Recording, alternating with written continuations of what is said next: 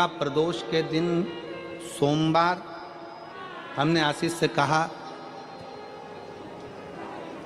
दुनिया के लोग कुंभ में त्रिवेणी के घाट पर जा रहे हैं, पर मेरे भोले बाबा ने यहाँ त्रिवेणी इकट्ठी कर। एक निवेदन सभी श्रोता बहन भाइयों से, कथा आस्था चैनल पर जो सुन रहे हैं, फेसबुक यूट्यूब पर जो सुन रहे हैं और पंडाल में बैठकर जो सुन रहे हैं,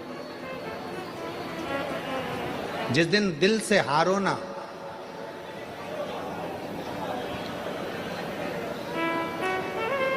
थोड़ी तकलीफों में अगर घिर जाओ, तकलीफें आ जाए, कष्ट आ जाए, तकलीफें जिस दिन तुम्हारे भीतर बहुत ज़्यादा मात्रा में आ जाए, उस दिन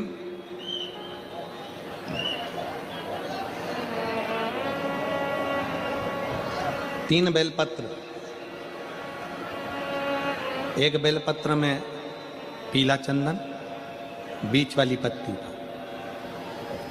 जिस दिन तुम्हें लगे कि मैं बहुत दुखी चल रही हूं और मेरा काम हो ही नहीं रहा, बहुत तकलीफ की जिंदगी चल रही है, कोई हाथ पकड़ने वाला नहीं है, कोई संभालने वाला नहीं है और बहुत तकलीफ हो रही है, बहुत तकलीफ। उस समय पर एक बेलपत्री के बीच वाली पत्ती पर पीला चंदन, दूसरी पत्ती पर लाल चंदन और तीसरी पत्ती पर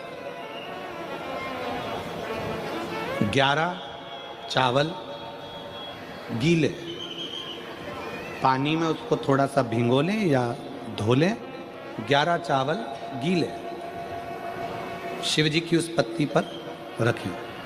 सबसे पहला पीला चंदन का बेलपत्र, दूसरे नंबर पर लाल चंदन का बेलपत्र, तीसरे नंबर पर जो 11 चावल आपने धोकर रखे हैं वो हाथ की हथेली में रखना है और हाथ की हथेली में रखकर अपनी कामना कर कर भगवान शंकर से विनय कर कर पंचाक्षर मंत्र नमः शिवाय या षडाक्षर मंत्र ओम नमः शिवाय या श्री शिवाय नमस्तुभ्यम बोलकर उस बेलपत्र पर सीधे हाथ में रखकर उल्टे हाथ का स्पर्श कर कर बाबा से अपने मन के भाव कहकर शंकर के शिवलिंग पर उसे समर्पित कर दीजिए।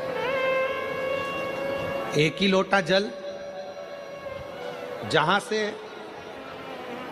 जल बहता है अशोक सुंदरी वाली जगह, एक ही लोटा जल जहां से जल बहता है उस जल बहने वाली जगह पर 3 बार उस जल को अपनी कामना कर कर श्री शिवाय नमस्तुभ्यम या पंचाक्षर मंत्र या षडाक्षर मंत्र बोलकर 3 बार उस स्थान पर गिरा दीजिए।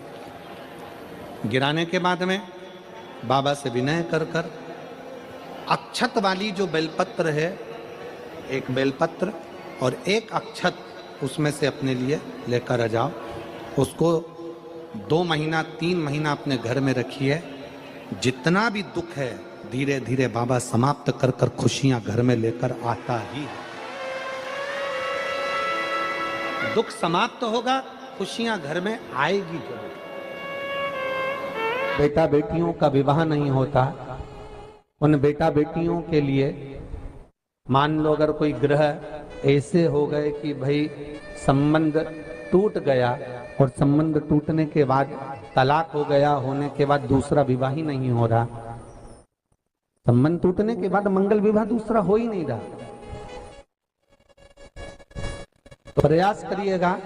माँ जगतजननी जगदम्बा का हाथ इस तरह से रहता है, अपने दर्शन करेंगे पार्वती मैया के शिव मंदिर में, तो पार्वती जी का हस्त कमल शंकर जी की साक्षी में हमेशा बंधा हुआ रहता है,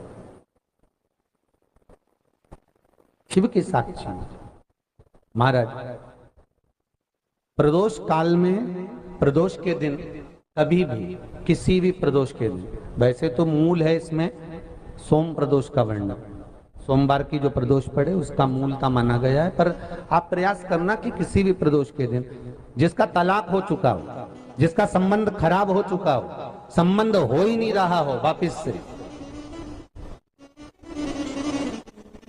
सोम प्रदोष के दिन जहां मां जगतजननी का हस्त कमल बंधा रहता है और शंकर भगवान का शिवलिंग है। आप लोगों ने कथा सुनी होगी कि सबसे पहली यज्ञोपवीत संस्कार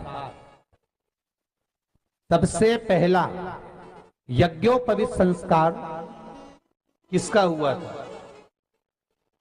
और किसने किया था? महाराज, सबसे पहला यज्ञोपवीत माता ललिता देवी ने भगवान शंकर को यज्ञोपवीत धारण करवाया था।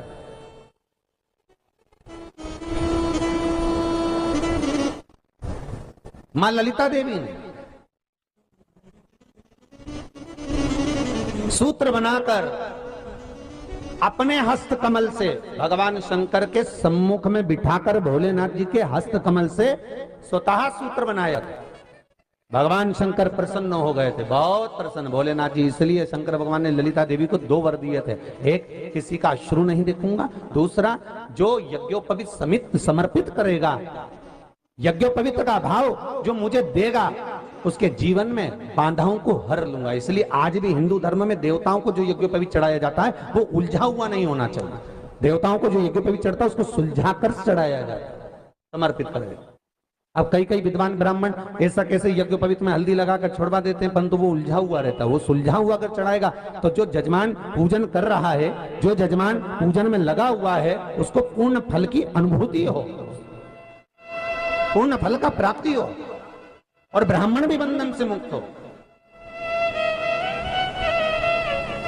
ललिता देवी जी तो हमारे यहाँ भौम सोमवार का जो प्रदोष हो, उस प्रदोष के दिन जिसका मंगल विवाह नहीं हो रहा है, सारी तकलीफें झेल रहे हो, बहुत कष्टप्रद हो, तो माँ का जो हस्त कमल है, उस हस्त कमल से लेकर शंकर भगवान के शिवलिंग तक एक कच्चे सूत की धार बनाई जाती है। महाराज 6 धार कच्चे सूत की बनाई जाती है। यहाँ शंकर भगवान का शिवलिंग है, यहाँ माता का हस्तकमल है, हस्तकमल से चालू होकर शिवलिंग, शिवलिंग से चालू होकर हस्तकमल, ऐसी 6 धार बनाई जाती है माता। और धार बनाकर उस धार पर माखन का लेपन किया जाता है भगवान शिव को। जैसा ललिता माता ने भगवान शंकर से वर प्राप्त करा था, उसी तरह फिर उस लेपन को लगाने के बाद उसको उतारकर उसी को लपेटकर शंकर भगवान पर उसको चढ़ा दिया जाता है, मात्र अपनी मंगल विवाह की कामना कर कर। अगर कोई कुंवारी अवस्था में कर रहा है तो उसमें हल्दी लगाए, और अगर कोई शादी होने के बाद, संबंध टूटने के बाद दूसरी शादी के लिए कर रहा है तो उसमें हल्दी ना लगाए।